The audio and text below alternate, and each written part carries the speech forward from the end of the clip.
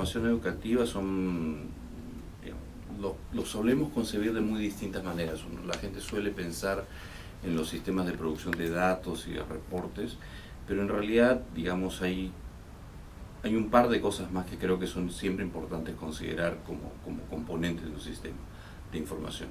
Una primera parte que tiene que ver con los arreglos institucionales, dónde están ubicados, porque el dónde están ubicados no es accidental, tiene que ver con las funciones del Estado de protección del interés público y de promoción y aseguramiento del derecho a la educación.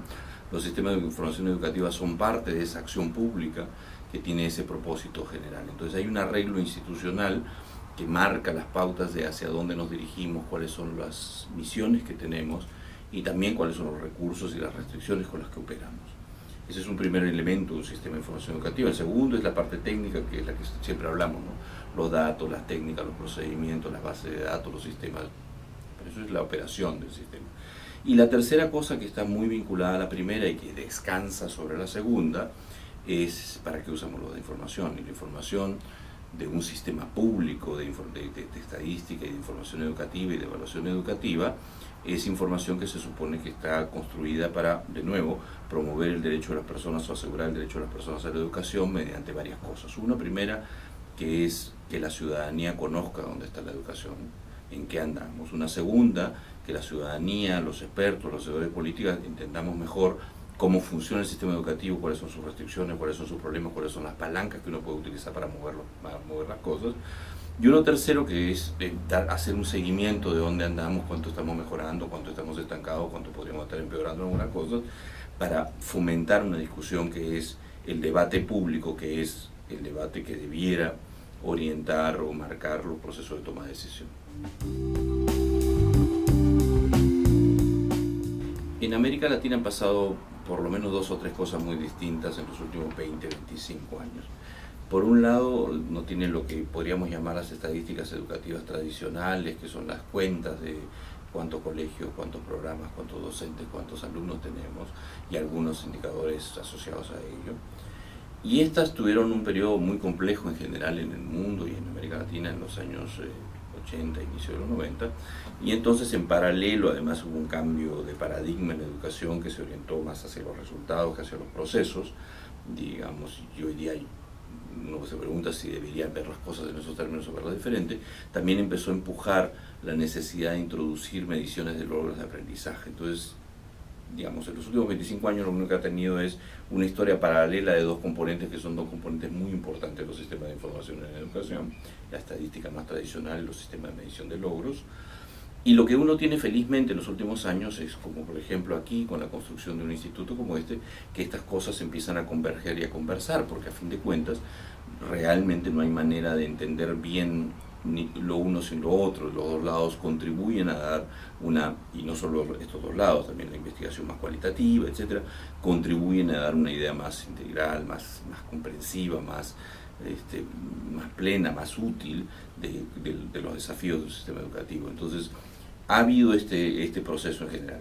Dentro de eso hay altos y bajos en todas partes, dentro de eso ha habido presiones y problemas que llevan a veces a algunos sistemas a destinar demasiados recursos a cosas que no son muy útiles, o diseños de estudios que son diseños que empujan, por ejemplo, la lógica de que lo que importa en las evaluaciones educativas son los rankings, y los rankings en realidad, digamos, o no importan o hacen daño, o sea, importan porque hacen daño, porque realmente no ayudan mucho a entender problemas, y en realidad lo que uno necesita es la información, no la necesita uno para entender problemas, no para eso es un termómetro. La información es funciona como un termómetro, funciona como un instrumento de medición para tener señales acerca de dónde andamos y tratar de tener una acción más integral, más comprensiva y menos unilateral sobre las cosas.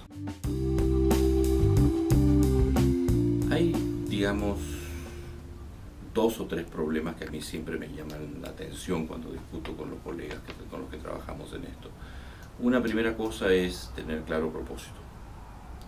Y el propósito en varios planos. En primer lugar, el plano de trabajamos en el servicio civil, nuestra función y nuestra responsabilidad es servir al interés público, no es hacer un estudio que nos entretenga o hacer esto porque siempre lo hemos hecho y es lo que sabemos hacer, sino es que hay que buscar cuáles son las cosas que contribuyen a que la formulación y el debate sobre las políticas públicas se enriquezca, y eso significa poner el dedo sobre problemas importantes que podríamos no estar viendo o podríamos estar viendo de modo insuficiente o unilateral.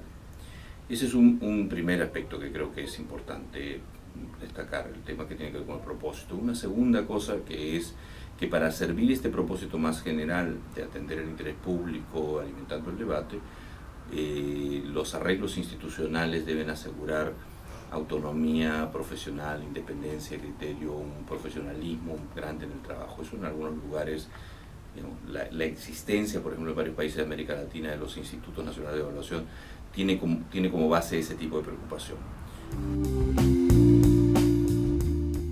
Hay varios destinatarios de los sistemas de información y de la divulgación de datos, ¿no?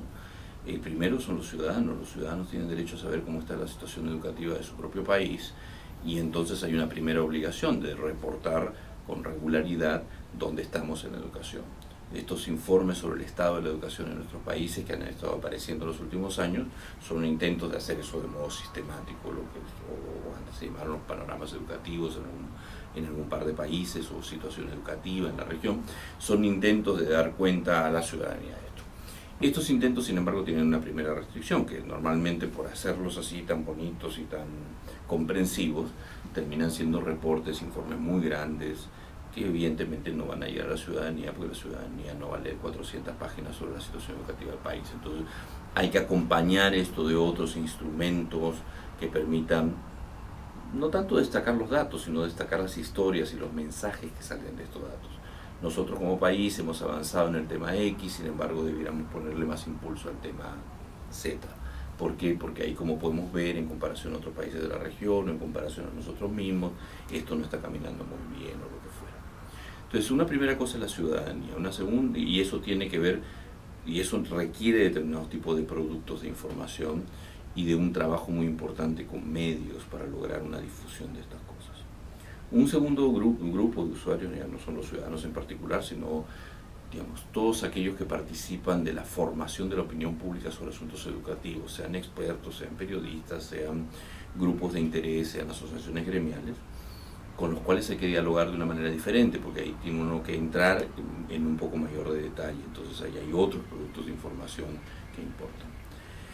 Uno tercero tiene que ver con, digamos, la misma gestión del sector educativo y la misma toma de decisiones en el interior de los organismos estatales que ven educación, y de los organismos privados que trabajan aquí también en educación también, y eso de nuevo es otra discusión, porque ahí el problema es no solo entender cuáles son los problemas, sino fundamentalmente identificar palancas de intervención y cómo esas cosas que estamos haciendo están o no están funcionando, y eso muchas veces requiere bastante más que información general sobre el sistema, sino que requiere información específica de evaluación de intervenciones, que es todo un terreno con una mayor complejidad y con su propia complejidad, y que requiere sus propios equipos y sus propios recursos.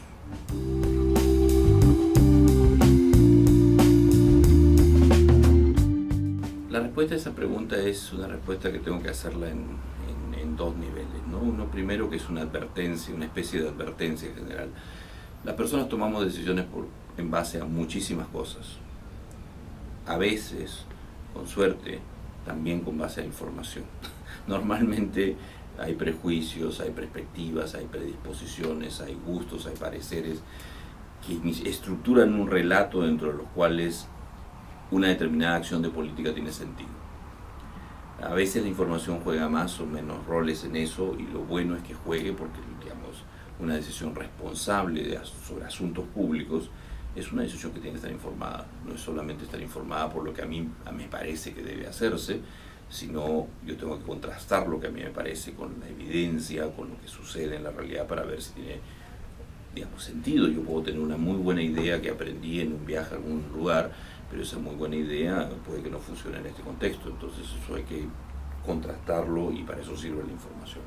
Entonces hay un primer plano, que es que las decisiones nunca se toman sobre la base de evidencia, se toman sobre la base de muchas cosas donde la evidencia debe jugar un papel. Los sistemas de información educativa yo creo que han jugado un papel muy importante en los últimos 20 años en América Latina en poner en el centro de la discusión que el problema de los sistemas educativos no es si las escuelas son más grandes, si las escuelas son más chicas, si las escuelas están más pintadas o menos pintadas, o si las escuelas no sé qué, sino que finalmente todo eso es subsidiario o es en cierta medida secundario o es instrumental para un fin mayor, que es garantizar el derecho de las personas a la educación, que implica, entre otras cosas, no solo que el niño vaya a la escuela, sino que el niño aprenda lo que tiene que aprender en la escuela. Entonces yo creo que han jugado un papel muy importante en resaltar que el sistema educativo no existe porque tiene que existir. Existe porque es la forma como el Estado trata de garantizar, a través de su acción directa o a través de acción de privados, digamos, autorizada o supervisada por el Estado, que las personas puedan ejercer un derecho. Y ese derecho no es ir a sentarse una determinada cantidad de horas diarias en una escuela, sino es que eso conduzca a unos determinados logros de aprendizaje. Ahora bien, eso se ha hecho con algunas limitaciones. La gente tiende a equiparar que lo único que importa en la educación es lo que las pruebas de logro de aprendizaje dicen, y eso hay que tomarlo con calma, porque las pruebas siempre van a ser parciales, siempre van a medir algunos aspectos que son importantes, pero no son todos los aspectos que son importantes, y no es necesario medirlos todos, ¿sabes? A veces puede ser necesario, a veces puede no serlo. Entonces hay que tomar con pinzas ahí y evitar que los sistemas de información sesguen unilateralmente o estrechen unilateralmente la perspectiva sobre qué cosa es lo que debe pasar en la escuela. Entonces, creo que además tenemos que todavía seguir aprendiendo un poco más de lo que estamos haciendo, sacar más conclusiones, ¿no? Hacemos pruebas de medición del logro académico y decimos los niños tienen dificultad, que solo el X% de los chicos logran un rendimiento satisfactorio en matemáticas. Está muy bien saber eso. ¿Y ahí qué hago? Entonces tengo que mirar cuáles son los errores típicos que cometen, tengo que ver cuáles son las áreas más débiles, dónde es que las cosas van bien y dónde las cosas van mal, no solo en términos de sectores socioeconómicos, no solo en términos de sectores geográficos, en las zonas urbanas, rurales, lo que fuera, sino tienen más problemas con este tipo de operaciones y este tipo de operaciones las tienen más consolidadas. Por favor, queridos colegas docentes, tratemos de reforzar esto. ¿Cómo podemos reforzar esto? Conversemos acerca de cómo reforzar la enseñanza de los aspectos que están más débiles. Entonces todavía hay cosas que hacer que creo que son sumamente importantes y por eso también soy bastante optimista, porque creo que en los años y décadas por venir los sistemas de información van a dar cada vez más insumos, cada vez más valiosos para decisiones cruciales como esa, pero no solo decisiones en la macropolítica, sino en la directa intervención profesional de los docentes en las aulas.